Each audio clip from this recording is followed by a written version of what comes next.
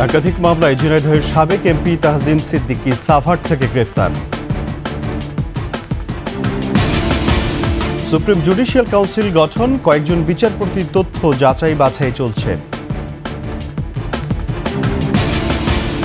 শেখ হাসিনাকে বাংলাদেশের সাবেক প্রধানমন্ত্রী মনে করে ভারত, ব্রিফিংয়ে পররাষ্ট্র মন্ত্রণালয়ের মুখপাত্র।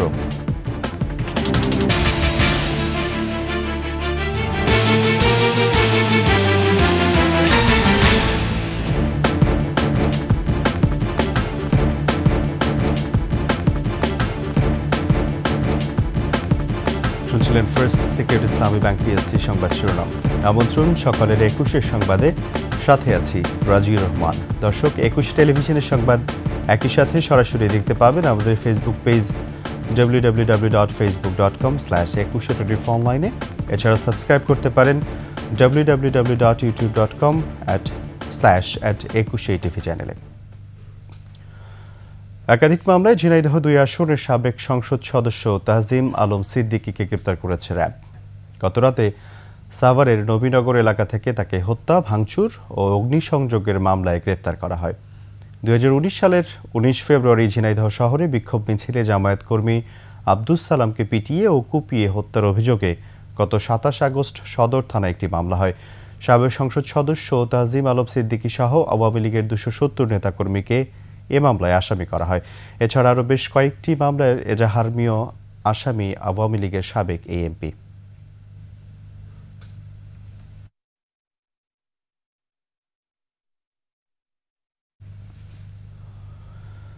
হাইকোর্ট বিভাগের কয়েকজন বিচারপতির বিষয়ে সুপ্রিম জুডিশিয়াল কাউন্সিলে তথ্য যাচাই বাছাই চলছে, তবে রাষ্ট্রপতির কাছে প্রেরণ করা হয়নি বলে জানিয়েছেন সুপ্রিম কোর্টের জনসংযোগ কর্মকর্তা। ষোড়শ সংশোধনীর রায়ের পরে বিচারপতিদের অনিয়ম দুর্নীতির অভিযোগ খতিয়ে দেখতে সুপ্রিম জুডিশিয়াল কাউন্সিল গঠন করা হয়েছে। আর এতে কয়েকজন বিচারপতির বিষয়ে তথ্য যাচাই বাছাইয়ের কাজ চলমান রয়েছে। তবে সুপ্রিম কোর্টের বিজ্ঞপ্তিতে আরও বলা হয়, 3 বিচারপতির অনিয়ম দুর্নীতির অভিযোগ রাষ্ট্রপতির কাছে পাঠিয়েছে সুপ্রিম জুডিশিয়াল কাউন্সিল। এমন খবরটি একটি বেসরকারি টেলিভিশন সম্প্রচার হয়েছে, যা ভিত্তিহীন। ছাত্র জনতার আন্দোলনের মুখে দেশ ছেড়ে পালিয়ে যাওয়া শেখ হাসিনাকে বাংলাদেশের সাবেক প্রধানমন্ত্রী হিসেবে বিবেচনা করে ভারত। বৃহস্পতিবার সাপ্তাহিক ব্রিফিংয়ে সাংবাদিকদের প্রশ্নের জবাবে একথা জানান ভারতের পররাষ্ট্র মন্ত্রণালয়ের মুখপাত্র রণধীর জয়সওয়াল। এছাড়া চট্টগ্রামে হিন্দু সম্প্রদায়ের সঙ্গে আইনশৃঙ্খলা বাহিনীর সংঘর্ষের ঘটনায় চরমপন্থীরা জড়িত বলে মনে করছে ভারত। দলি মল্লিকের ডেস্ক রিপোর্ট। যুক্তরাষ্ট্রের প্রেসিডেন্ট নির্বাচনে ডোনাল্ড ট্রাম্পের জয়ের পর তাকে অভিনন্দন জানিয়ে বিবৃতি দেয় আওয়ামী লীগ। ওই বিবৃতিতে শেখ হাসিনাকে বাংলাদেশের প্রধানমন্ত্রী উল্লেখ করা হয়। ভারতের পররাষ্ট্র মন্ত্রণালয়ের সাপ্তাহিক ব্রিফিংয়ে এ নিয়ে প্রশ্ন তোলেন সাংবাদিকরা। জানতে চান, শেখ হাসিনাকে কিভাবে বিবেচনা করছে ভারত। ভারত উन्हें प्राइम मिनिस्टर इन एग्जाइल मानता है या फिर वो पूर्व प्रधानमंत्री। জবাবে অবস্থান স্পষ্ট করেন পররাষ্ট্র মন্ত্রণালয়ের মুখপাত্র রণধীর জয়সওয়াল। বলেন, তাকে বাংলাদেশের সাবেক প্রধানমন্ত্রী হিসেবে দেখে Bharat. Place that she is former prime minister, so that is where it stands. ব্রিফিংয়ে চট্টগ্রামের সম্প্রতি হিন্দু সম্প্রদায়ের লোকজনের সঙ্গে আইনশৃঙ্খলা বাহিনীর সংঘর্ষের প্রসঙ্গ উঠে আসে। ভারতের পররাষ্ট্র মন্ত্রণালয় বলছে, এর পেছনে চরমপন্থীরা রয়েছে। इन सब चीज़ों के पीछे जो एक्सट्रीमिस्ट वर्ग के लोग हैं, जो उग्रवादी उस टाइप के लोग हैं, उनका हाथ है। ছাত্র জনতার গণ অভ্যুত্থানের মুখে গেল 5 আগস্ট দেশ ছেড়ে পালিয়ে ভারতে যান শেখ হাসিনা। এরপর থেকে নয়াদিল্লিতে আছেন তিনি। তবে তাকে কোন মর্যাদায় রাখা হয়েছে সে বিষয়ে স্পষ্ট কিছু জানায়নি ভারত সরকার। দুলি মল্লিক, ডেস্ক রিপোর্ট, 21 টেলিভিশন। আমদানিতে শুল্ক কমানো হলেও এখনও চালের বাজারে সিন্ডিকেট রয়ে গেছে বলে মনে করেন ক্রেতা বিক্রেতা সহ সাধারণ মানুষ। বাড়তি দামে চাল কিনতে হিমশিম খাচ্ছেন ক্রেতারা। আড়তদার এবং অটো রাইস মিল মালিক সমিতি বলছে, বড় মিল মালিকদের কারসাজির কারণে অস্থিতিশীল চালের বাজার। তবে সিন্ডিকেটের বিষয়টি অস্বীকার করেছেন বড় মিল মালিকরা। প্রতিনিধিদের সহায়তায় তৈদুর রহমানের রিপোর্ট। উত্তরের জেলা নওগাঁয় অটো এবং মিনি রাইস মিলে অন্তত 350 কারখানায় প্রতিদিন গড়ে 2000 টন চাল উৎপাদন হচ্ছে। বলা হয়ে থাকে চালের বড় সিন্ডিকেট এখান থেকে হয়। এই যেমন বেলকন প্রাইভেট লিমিটেড কোম্পানিটির অন্তত 30,000 মেট্রিক টন ধান চাল মজুদ আছে। ঘোষ অটো রাইস মিল সহ আছে আরও বড় বড় মিল। অভিযোগ রয়েছে প্রয়োজনের বেশি ধান চাল মজুদ রাখে এসব কোম্পানি। সরু চালের প্রধান মোকাম হিসেবে স্বীকৃত কুষ্টিয়ায় 40 থেকে 42টি অটোরাইস মিল এবং 450 হাস্কিং মিল রয়েছে। এসব মিল থেকে বছরে অন্তত 14 লাখ টন চাল উৎপাদন হয়। উত্তরের জেলা দিনাজপুরে 56টি অটো, 76টি সেমি অটো চালকল রয়েছে। হাস্কিং মিলের সংখ্যা প্রায় 1300টি।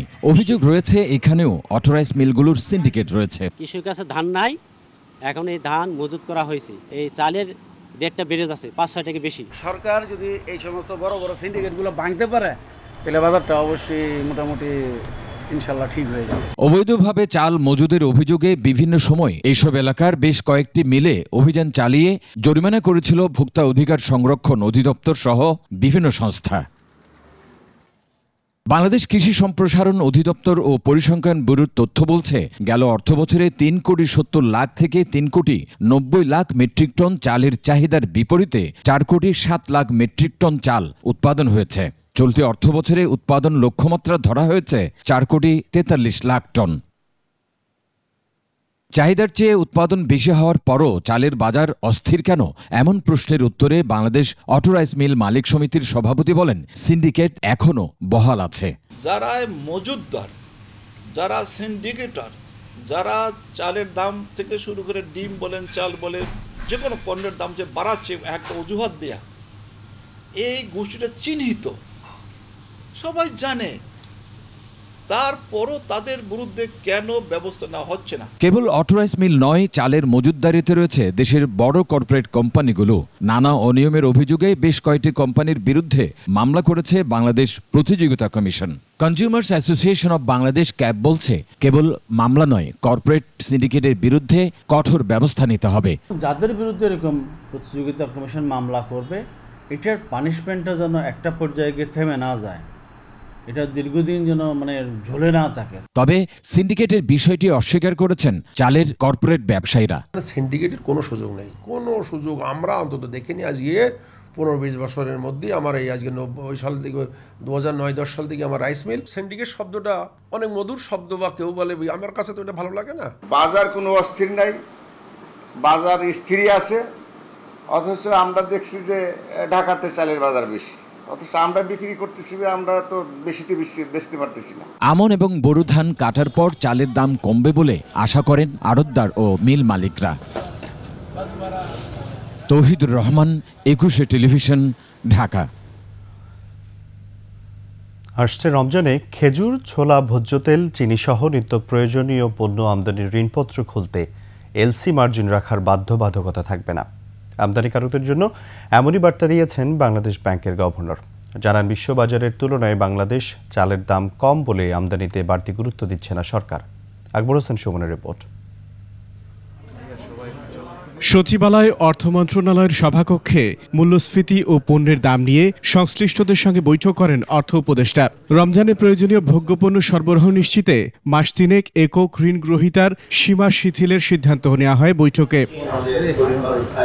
পরে সাংবাদিকদের সঙ্গে আলাপে বাজারে দাম নিয়ন্ত্রণ রাখতে নিত্য প্রয়োজনীয় পণ্য আমদানির ক্ষেত্রে ব্যবসায়ীদের সুখবর দেন বাংলাদেশ ব্যাংকের গভর্নর।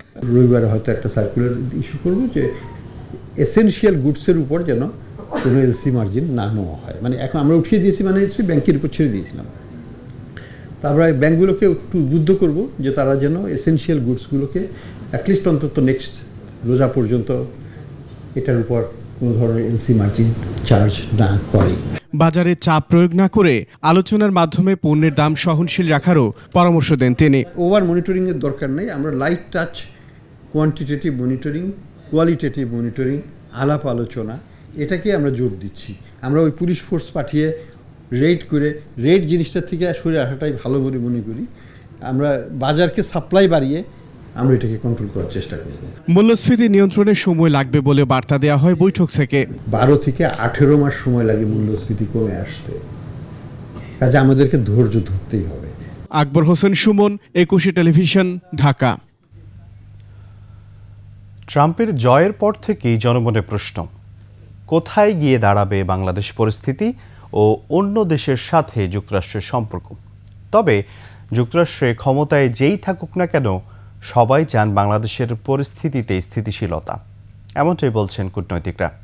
আবার ভারতের সাথে বাংলাদেশের সম্পর্কের যে শীতলতা, তা নিয়েও ট্রাম্প ইতিবাচক ভূমিকা রাখবেন বলে মনে করেন তারা। বিস্তারিত জানাচ্ছেন নাহিদ সিরাজি রিম্মি। বিশ্বের সবচেয়ে শক্তিশালী দেশ হিসেবেই পরিচিত, আর এবার সে দেশের ডেমোক্রেটিক পার্টির কমলা হ্যারিসকে বড় ব্যবধানে হারিয়ে ৪৭তম প্রেসিডেন্টের দায়িত্ব দেশটির রিপাবলিকান পার্টির ডোনাল্ড ট্রাম্পের কাঁধে।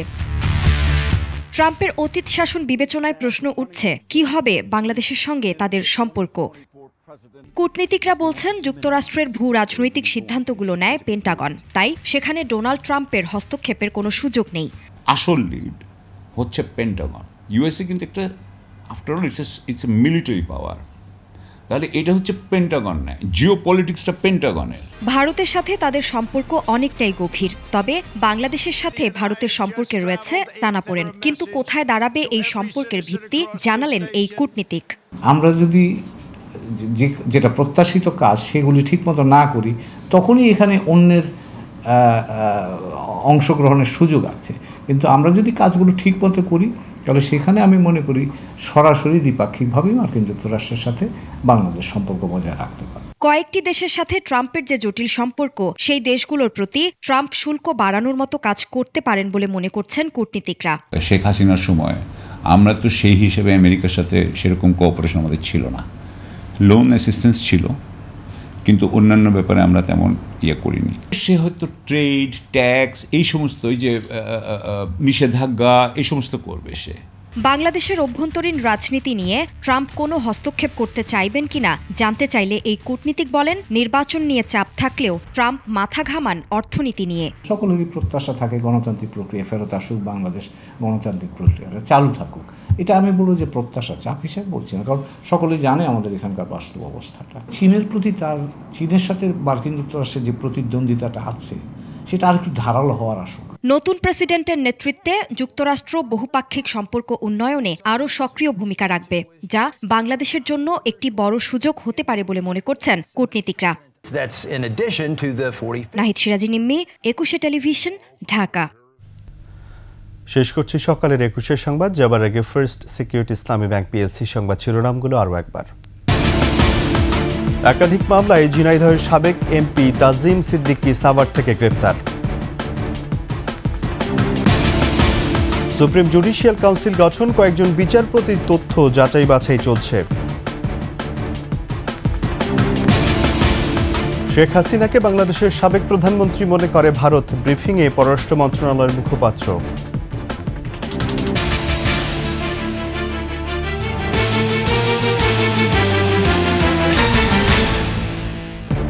সর্বশেষ সংবাদ জানতে ডায়াল করুন 2021 নম্বরে, আর ভিজিট করুন ekushe-tv.com এই ওয়েবসাইটে। এছাড়া ফেসবুকে ভিজিট করতে পারেন www.facebook.com/ekushe24 এছাড়া সাবস্ক্রাইব করতে পারেন www.youtube.com/@ekushe-tv চ্যানেলে।